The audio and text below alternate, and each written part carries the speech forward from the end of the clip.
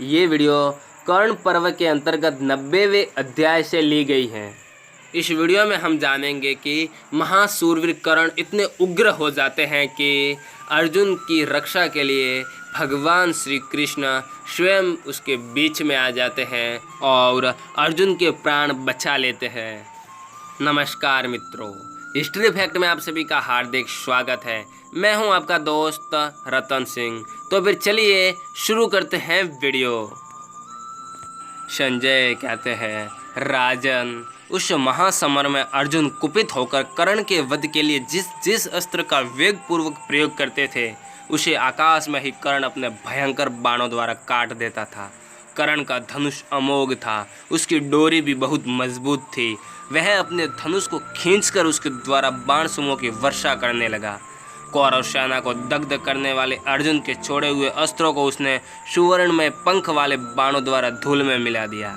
महामनस्वी वीर कर्ण ने परशुराम जी से प्राप्त हुए महाप्रभावशाली शत्रुनाशक अथर्वण अस्त्र का प्रयोग करके पैने बाणों द्वारा अर्जुन के उस अस्त्र को जो कौरव सेना को दग्ध कर रहा था नष्ट कर दिया। राजन, जैसे दो हाथी अपने भयंकर दांतों से एक दूसरे पर चोट करते हैं, उसी प्रकार अर्जुन और कर्ण एक दूसरे पर बाणों का प्रहार कर रहे थे। उस समय उन दोनों में बड़ा भारी युद्ध होने लगा। नरेश्वर, उस समय वहां अस्त्र समूह से आच्छादित होकर सारा प्रदेश सब ओर से भयंकर प्रतीत होने लगा। कर्ण और अर्जुन ने अपने बाणों की वर्षा से आकाश को ठसाठस भर दिया। तत्पश्चात समस्त कौरवों और सौमकों ने भी देखा कि वहां बाणों का विशाल जाल फैल गया है। बाण जनित उस भयानक अंधकार में उस समय उन्हें दूसरे किसी प्राणी का दर्शन नहीं होता था। राजन, संपूर्ण धनुर्धारियों में श्रेष्ठ वे दोनों नरवीर उस भयानक समर में अपने शरीरों का मोह छोड़कर बड़ा भारी परिश्रम कर रहे थे। वे दोनों ही शत्रुओं के लिए दुर्जय थे। युद्ध में तत्पर होकर एक दूसरे के छिद्रों की ओर दृष्टि रखने वाले उन दोनों वीरों को देखकर देवता, ऋषि, गंधर्व, यक्ष और पितर सभी हर्ष में भरकर उनकी प्रशंसा करने लगे। राजन, निरंतर अनेकानेक बाणों का संधान और प्रहार करते हुए वे दोनों धनुर्धर वीर सिद्ध किए हुए विविध अस्त्रों द्वारा युद्ध में अद्भुत पैंतरे दिखाने लगे। इस प्रकार संग्राम भूमि में जूझते समय उन दोनों वीरों में पराक्रम, अस्त्र संचालन, मायावल तथा पुरुषार्थ की दृष्टि से कभी सूत पुत्र कर्ण बढ़ जाता तो कभी किरीटधारी अर्जुन।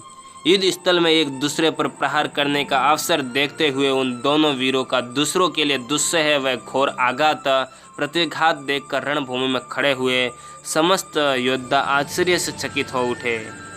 नरेंद्र, उस समय आकाश में स्थित हुए प्राणी कर्ण और अर्जुन दोनों की प्रशंसा करने लगे।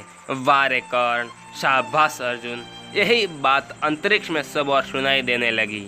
राजन, उस समय घमासान युद्ध में जब रथ, घोड़े और हाथियों द्वारा सारा भूतल रौंदा जा रहा था, उस समय पाताल निवासी अश्वसेन नामक नाग, जिसने अर्जुन के साथ वैर बांध रखा था और जो खांडव दाह के समय जीवित बचकर क्रोधपूर्वक इस पृथ्वी के भीतर घुस गया था, कर्ण तथा अर्जुन का वह संग्राम देखकर बड़े वेग से ऊपर को उछला और युद्ध स्थल में आ पहुंचा।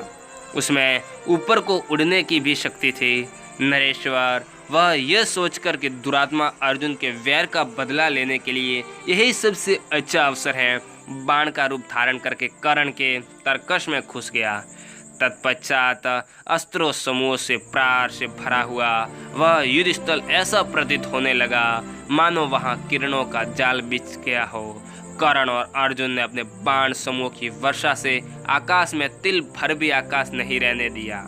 वहां बाणों का एक महाजाल सा बना हुआ देखकर कौरव और सौमक सभी भय से थर्रा उठे। उस अत्यंत घोर बाणांधकार में उन्हें दूसरा कुछ भी गिरता दिखाई नहीं देता था।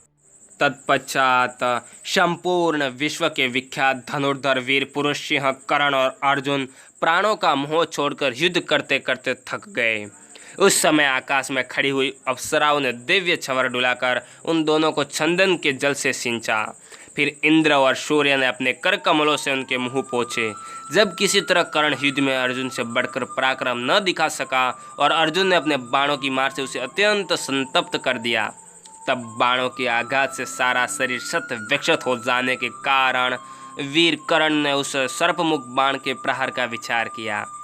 उत्तम बलशाली कर्ण ने अर्जुन को मारने के लिए ही जिस सुदीर्घ काल से सुरक्षित रखकर छोड़ा था, सोने के तरकस में चंदन के चूर्ण के अंदर जिसे रखता था और सदा जिसकी पूजा करता था, उस शत्रु नाशक झुकी हुई गांठ वाले स्वच्छ महातेजस्वी सुसंचित प्रज्वलित एवं भयानक सर्पमुख बाण को उसने धनुष पर रखा और कांत तक खींचकर अर्जुन की ओर संधान किया। कर्ण युद्ध में स्वेच्छासी अर्जुन का मस्तक काट लेना चाहता था।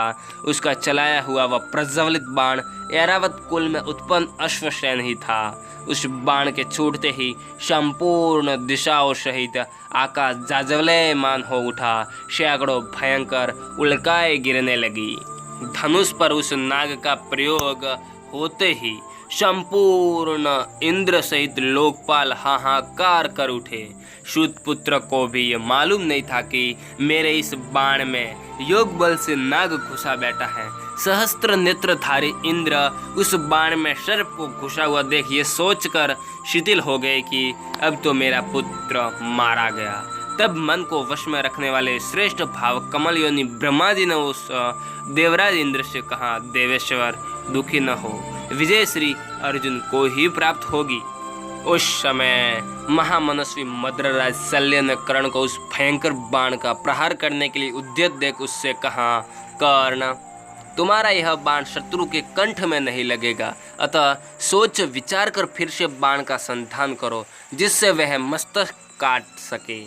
यह सुनकर वेगशाली सुतपुत्र कर्ण के नेत्र क्रोध से लाल हो गए। उसने मद्रराज से कहा, कर्ण 2 बार बाण का संधान नहीं करता, मेरे जैसे वीर कपटपूर्वक युद्ध नहीं करते हैं। ऐसा कहकर कर्ण ने जिसकी वर्षों से पूजा की थी, उस बाण को प्रयत्नपूर्वक शत्रु की ओर छोड़ दिया और आक्षेप करते हुए उच्च स्वर से कहा, अर्जुन अब तो निश्चय ही मारा गया।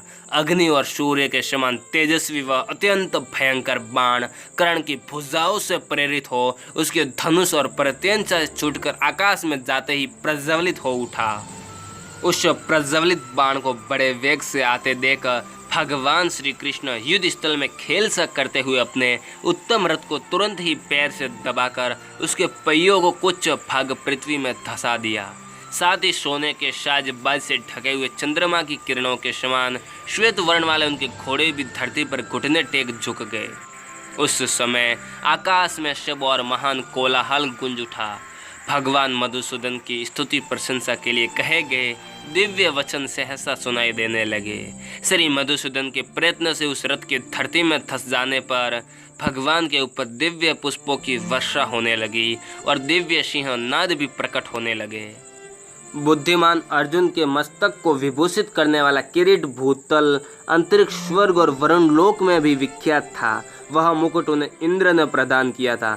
कर्ण का चलाया हुआ वह सर्पमुख बाण रथ नीचे हो जाने के कारण अर्जुन के उसी किरीट में जा लगा।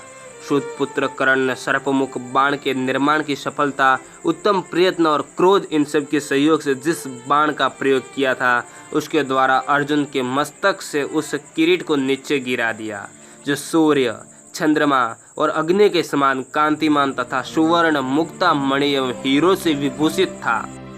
ब्रह्मा जी की तपस्या और प्रयत्न करके देवराज इंद्र के लिए स्वयं ही जिसका निर्माण किया था, जिसका स्वरूप बहुमूल्य, शत्रुओं के लिए भयंकर, धारण करने वाले के लिए अत्यंत सुखदायक तथा परम सुगंधित था। दैत्यों की वध की इच्छा से किरीटधारी अर्जुन को स्वयं देवराज इंद्र ने प्रसन्नचित्त होकर जो किरीट प्रदान किया था, भगवान शिव, वरुण, इंद्र और कुबेर ये देवेश्वर भी अपने पिनाक पास वज्र और बाण रूप उत्तम अस्त्रों द्वारा जिसे नष्ट नहीं कर सकते थे, उसी दिव्य मुकुट को कर्ण ने अपने सर्पमुख बाण द्वारा बलपूर्वक हर लिया।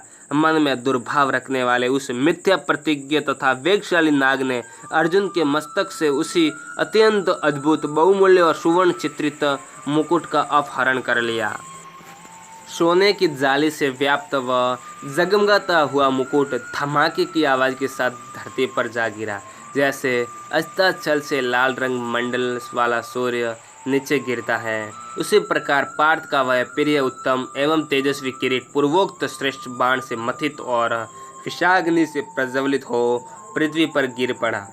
उस नाग से नाना प्रकार के रत्नों से विभूषित पूर्वोक्त किरीट को अर्जुन के मस्तक से उसी प्रकार बलपूर्वक हर लिया, जैसे इंद्र का वज्र वृक्ष और लताओं के नवजात अंकुर तथा पुष्पशाली वृक्षों से सुशोभित पर्वत के उत्तम शिखरों को नीचे गिरा देता है।